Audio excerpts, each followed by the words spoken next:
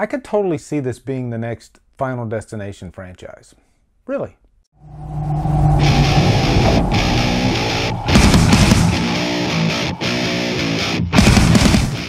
Wish Upon stars Joey King, Ryan Philippe, and is directed by John R. Leonetti. What's up, guys? Time for a brand new 2017 horror review. This time, we're going to be talking about Wish Upon. But before I begin, I will put an Amazon affiliate pre-order link for Wish Upon below. That way, if you are a huge horror fan and you want to buy this movie or possibly rent it down the line, click on that affiliate link, and it also helps out the channel, which I really appreciate. But Wish Upon is about this ancient Chinese music box. The main character, Claire, played by Joey King, her father, played by Ryan Philippe, is a dumpster diver, and he finds this ancient music box and he gives it to his daughter as a present. And at the beginning of the movie, Claire, she finds out that this box actually gives wishes, 7 wishes to be exact. But what she doesn't find out at the beginning of the movie is that there's a price to pay for each of those wishes, a blood price. And really, the Chinese box, it's kind of like the rabbit hole in Alice in Wonderland. Once she becomes intoxicated by it, she doesn't want to let it go. She wants to continue to use the wishes, eventually knowing that it could cause trouble down the line. Sort of like the One Ring from Lord of the Rings. Now, if you look at the Rotten Tomatoes rating on this movie, it's pretty bad. It's horrible. And I wasn't even planning on going to see this movie, but I decided, you know what? There are a lot of horror movies that do get rated pretty low that I end up liking. Maybe not everybody, but I'm just a horror fanatic and I like to give movies a chance. And the premise for this actually sounded really interesting. And that's a big pro for this movie, actually. It's not as bad as I thought it was going to be. Meaning that it kept me interested the whole way through, even though I was noticing flaw after flaw after flaw along the way, even laughing sometimes unintentionally. But through all that, I was still completely invested in the characters, I was invested in the premise that was going on, and most importantly, I wanted to know what wishes were going to unfold down the line. And I really liked Joey King as Claire. She fits the part. She doesn't look like the beauty queen. She looks like the type of character that could be picked upon. And there's one scene at the beginning of the movie where we get to see her being bullied, and most of the time, they get back at the bullier later in the movie, but I like how this one was more realistic. It just turned into a fight. And that's something you don't see that often in movies, and I think that was pretty refreshing.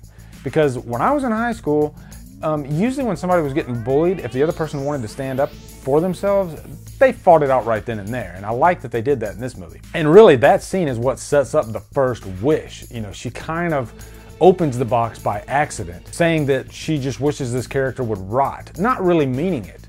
And of course, that's what happens. And that got me invested too, because I was curious to see what the next wish was going to be, and what the next wish was going to be, and what the price she was going to have to pay for this particular wish. Also, in high school movies, a lot of times the toadies are just that. They're one-dimensional characters that we don't care about. Really, the first Back to the Future is a great example of this. I believe Billy Zane was in that movie, and he did not have one single line throughout the whole movie. All he was just a toady. In this one, Meredith's 2 friends are Claire and June, and they feel like fleshed out characters, real people.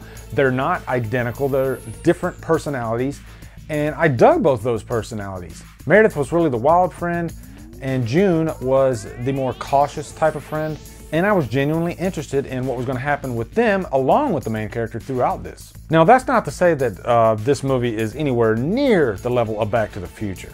No, not at all. But I'm just using Back to the Future as an example of toadies. At least they tried to make these characters feel relatable. Now let's get into the cons, because this movie is a laugh riot. I'm not gonna lie, it's a bad horror movie. It really is, but fortunately for us, it's one of those bad horror movies that we can have a good time with throughout. Because I did. But first off, my biggest problem with this movie is Ryan Philippe's beard, because it's fake as hell. That is the fakest beard I've ever seen on a movie, and every time he comes into frame, it takes me out of the movie completely, not because of his acting, but because of his fake ass beard. Also, I think the ending of this movie would have been much better had the beginning of this movie not been there.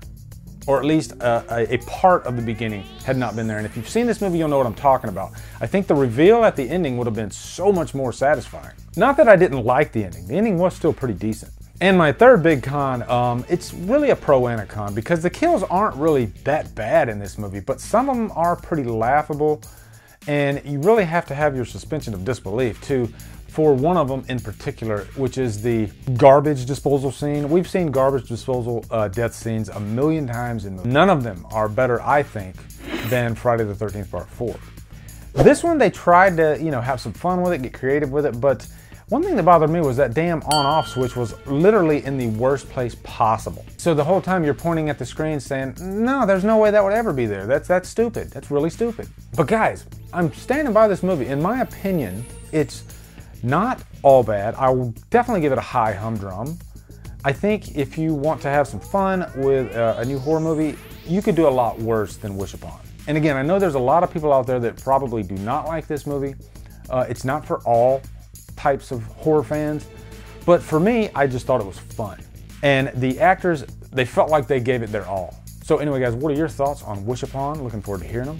Also, come over to Killer Flicks, where we talk horror all day, every day, and on Fridays, we do Free For All Fridays. Follow me at Drumdums on Twitter, Facebook, Instagram, and Letterboxd. If you like what I'm doing, please hit that subscribe button. I'd really appreciate it. Anyway, guys, thank you so much for watching. Have a great day, and Drumdum out.